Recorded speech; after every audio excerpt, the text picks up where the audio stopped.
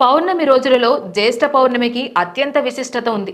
జ్యేష్ఠ పౌర్ణమి రోజున చేసే దానాలు రెట్టింపు ఫలితాలను ఇస్తాయని పురాణాలు చెబుతున్నాయి. జ్యేష్ఠ పౌర్ణమికి కొన్ని రకాలైన విశిష్టమైన వస్తువులను దానం చేయాలని, వాటిని దానం చేయడం వలన ఆధ్యాత్మికపరమైన శుభ ఫలితాలు వస్తాయని, పాప పరిహారాలు కలుగుతాయని, కోరికలు నెరవేరుతాయని పండితులు చెప్తున్నారు. జ్యేష్ఠ పౌర్ణమి రోజున తప్పకుండా ఈ 7 రకాలైన వస్తువులను దానం చేయాలని జ్యోతిష్య నిపుణులు చెప్తున్నారు. జ్యేష్ఠ మాసంలో వర్షాలు కురుస్తాయి కాబట్టి పేదలకు గొడుగులు దానం చేయాలని పండితులు చెప్తున్నారు. అదేవిధంగా పేదలకు శుభ్రమైన వస్త్రాలను కూడా దానం చేయాలి. ఇలా చేయడం వల్ల ఆరోగ్యం కుదుట పడుతోంది, జీవితం ప్రశాంతంగా కొనసాగుతోంది. అన్ని దానాల్లోకి అన్నదానం మిన్న అంటారు. ఈ పౌర్ణమి రోజున అన్నదానం చేయడం వలన జన్మ జన్మల పాపాలు తొలగిపోతాయి. గురువులకు ఆసనాలను దానంగా ఇవ్వాలని శాస్త్రం చెబుతోంది. ఇలా చేయడం వలన విద్యార్థులకు విశేషమైన విద్య కలుగుతోందని అంటారు.